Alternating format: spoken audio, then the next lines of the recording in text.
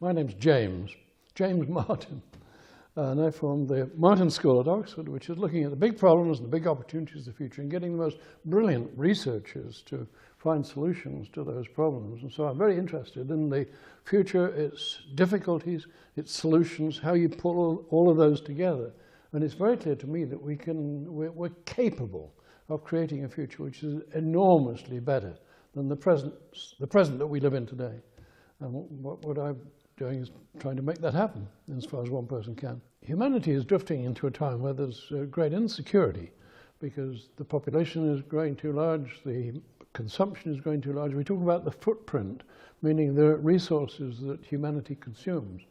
And about 20 years ago, we got to a stage where we were consuming 100% of the sustainable resources on the planet, and by 20 years from now that'll go up to 200%, and that is of course impossible to sustain. So in many ways you can look at humanity and say there's a crunch coming. Every year humankind is losing 24 billion tons of topsoil.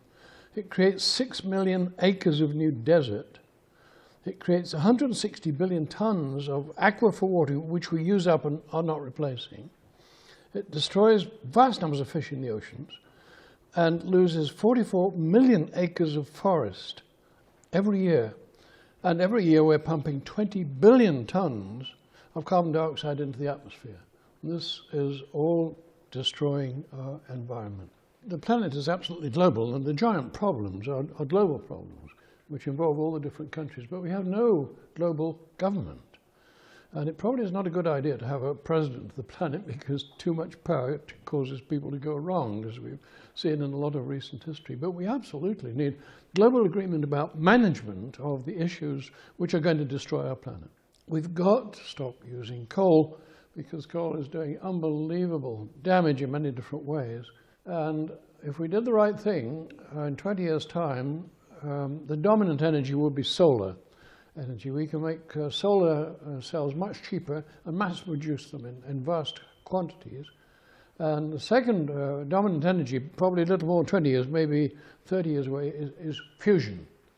And that probably wouldn't be fusion like the big projects, the big government projects which we have at the moment. It will be fusion from an entirely new type of design, which is much smaller, where you can have private enterprise mass producing fusion units in the way they mass produce diesel generators, and this will be a very important component of the energy of the future. We're in many ways destroying the environment, the ecology of the planet, and the worst thing of all is getting too much carbon into the atmosphere, which is going to change the climate. Now, if we can correct that problem, there are quite a lot of other problems left. For example, we've eaten almost all of the edible fish in the oceans, and we have killing no end of different species. But with correct management, and we know how to put that management into place, we can change so that we manage the environment, manage the oceans, manage the wilderness, manage the deserts in a way where they come back to a healthy state. We know how to do that. In fact, it's true of so many of these things. We know how to do it, but government doesn't take any action. In fact, the politicians don't understand what the hell we're talking about most of the time. Rio last year, nothing happened. Copenhagen was a fiasco. All of the attempts to get inter-country meetings to deal with something about the environment have gone wrong. Well, the answer to that is to get the solutions clearly understood and clearly taught to everybody. If you had everybody in the public asking that you stop destroying the oceans, then politicians would do something about it. So getting an understanding of what to do, putting it into very clear tutorial terms, and then getting everybody to understand it, and after the public understand it, the politicians will follow. Well, in fairly ordinary ways, humans are going to be evolving. There are huge changes in education. Computers are going to become just immensely powerful. I mean, 1,000,000 times more powerful than today. We're fairly close to a time where 80% of the jobs that humans are doing today can be done better and cheaper by machines. And so this means huge change in employment is absolutely going to come. And this requires a huge amount of education. So changing humans in their talents, their capability, the capability to manage complexity. And this is not changing humans in any drastic way. It's just getting a huge change based on the education that we put into place. So that's relatively easy to do. And beyond that, you've got the capability to change humans. We use the word transhumanism, meaning changing the body in some way, getting the brain connected to computers and so on. Possibly changing genes. You don't want to change human genes today because we pass them on to our children, and we probably get things wrong. And so human genetic modification is a no-no at the present time. But we can add a 24th chromosome. And that 24th chromosome will never be passed on to our children. But into that chromosome, we can put any genes that we want. And we're probably going to get large numbers of gene packs for a 24th chromosome that can't be accused of doing something irreversible because we won't be passing on to children. So there are a whole lot of things like that which I generally refer to as transhumanism, in which we're modifying the human being to become a better creature than humans of today. Now this conference is about something above and beyond that, and that is getting an understanding of spirituality and avatars and the main substance of the conference. The Avatar project is very complex, very futuristic, very different from what we have today. How do you make it succeed? You might possibly compare it with why was the web so incredibly successful?